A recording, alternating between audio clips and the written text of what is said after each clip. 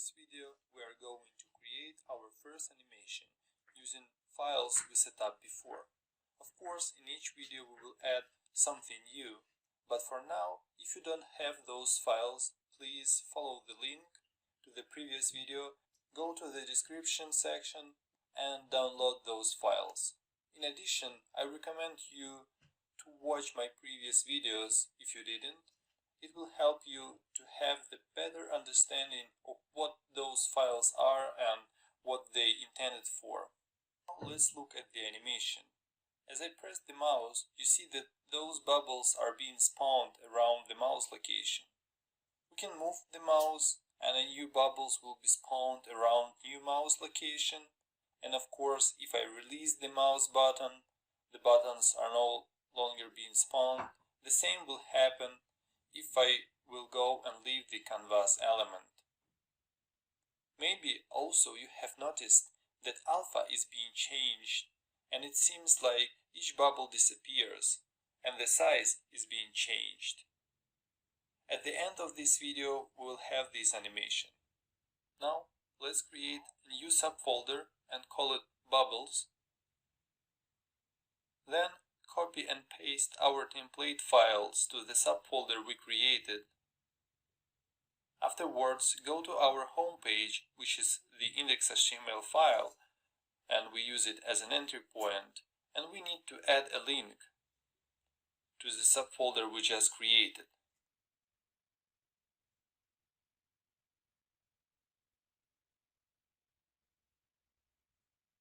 Save. You can see that our homepage is updated now and we can click to the bubbles link. Next, what I'm going to do is to delete event listeners we are not going to use. We are going to remove all except on mouse down, on mouse leave, on mouse out and on mouse up. Also, I will remove listeners for these events. At this point, we need to set the canvas background color and draw our first bubble. To set background color, we can just use a style and set the background color to canvas tag element instead of painting it.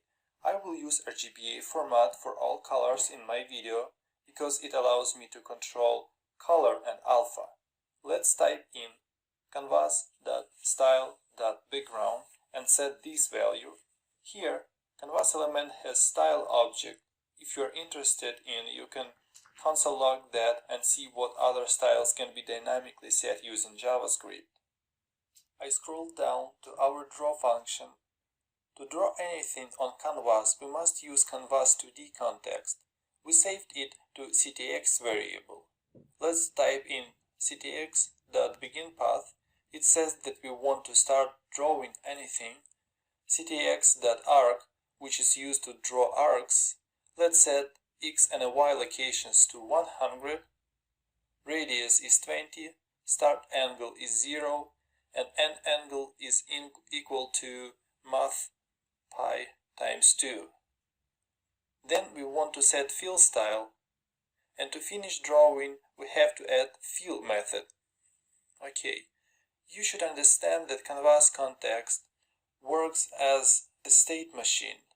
To start drawing something, you have to say explicitly that you want to begin path, then draw any path or shape using methods like arc, line, path, etc. Set color style or stroke styles, and at the end you have to say explicitly that you want to fill what you have just drawn.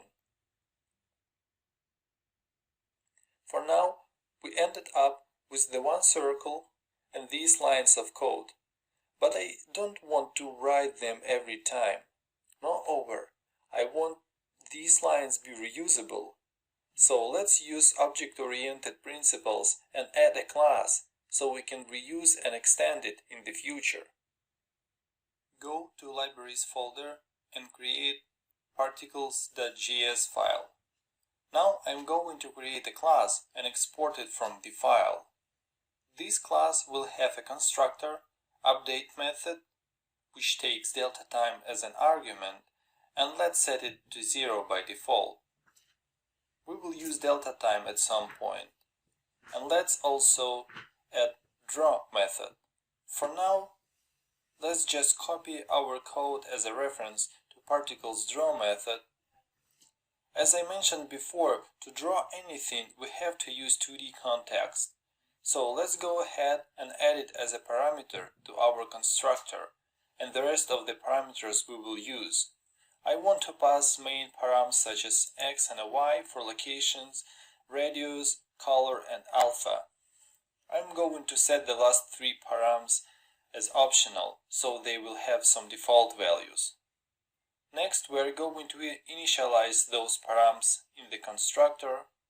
If you remember, I said that we will use basic physics for animations. So, for that, the position must be an object of vector type. You will see the benefits of that. To create a vector class, I'm going to Libraries folder and create vector.js file and add basic methods there. A vector stores two values, x and a y. I'm going to add them to the constructor and set them to 0 by default. Also, we want to add a few methods which represent math operations for vectors.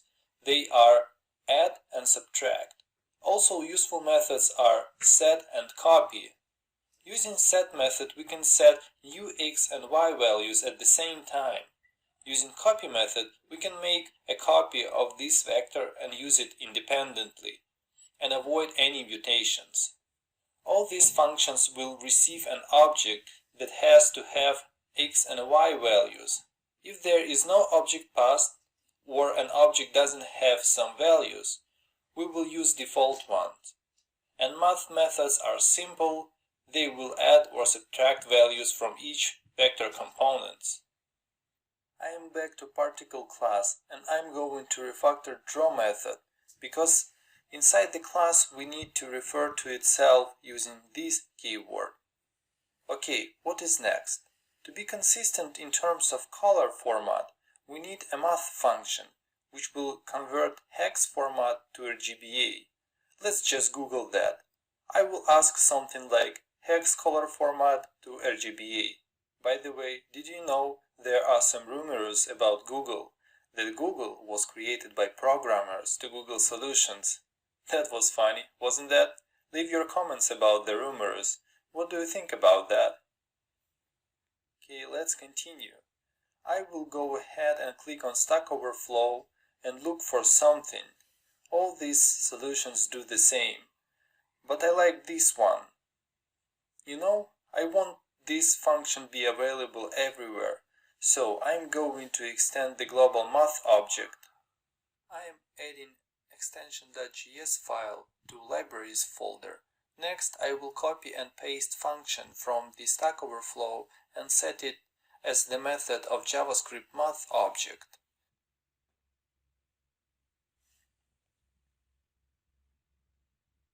And I will use it in particle.js class.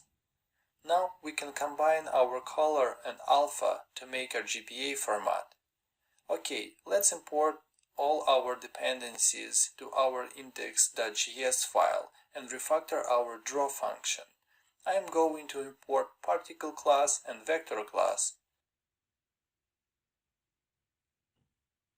Also, don't forget to include extension.js file. It will add that method to global math object. Next, delete these lines and create a bubble using particle class and hit save.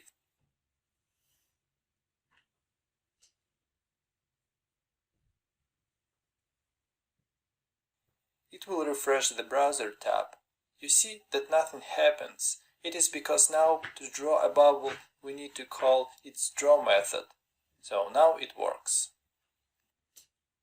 If you recall, in the beginning of this video we saw that the bubbles are being spawned around the mouse location. For that we need to add an object where we will keep mouse location and a boolean which says that a user clicked the mouse, and we can create some bubbles at the mouse location.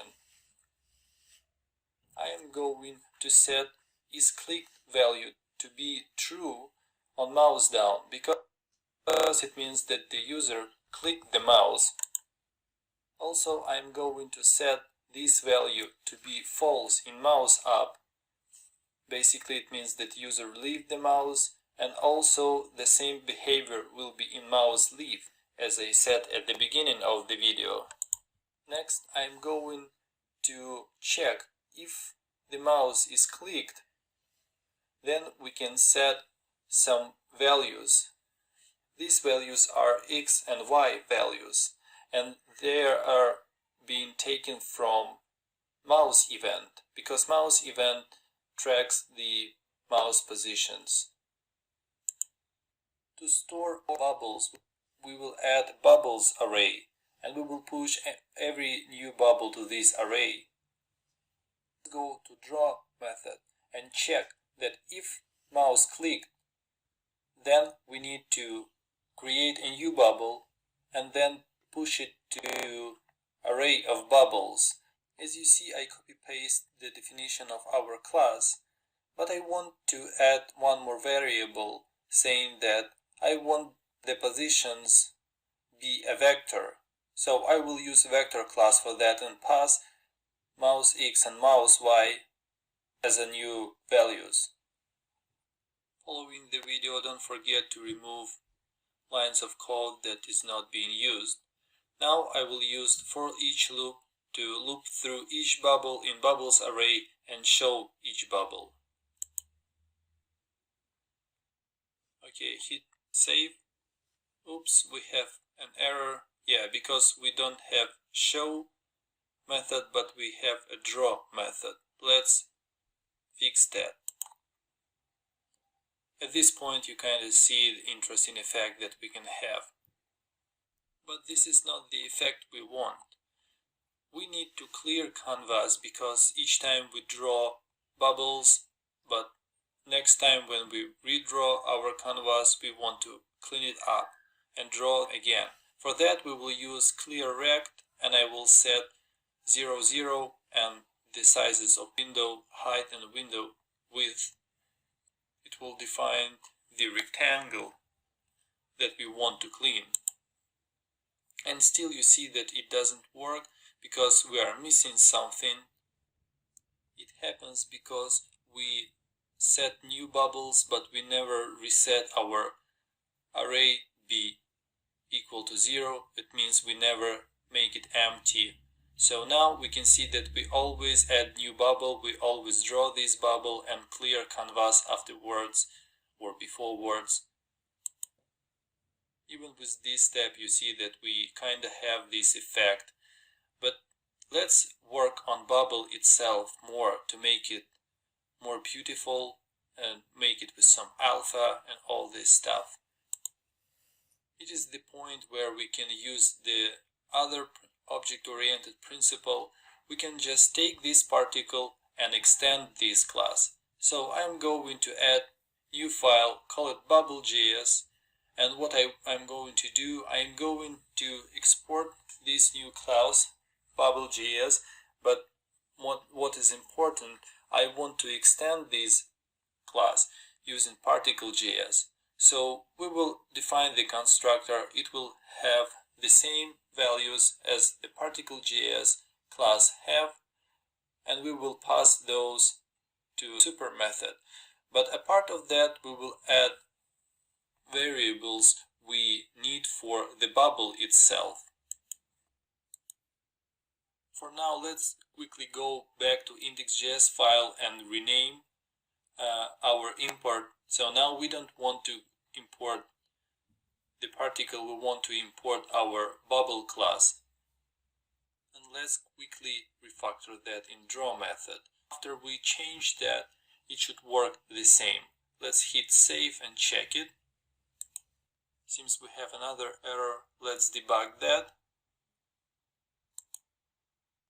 We missed .js extension when we imported our particle.js file.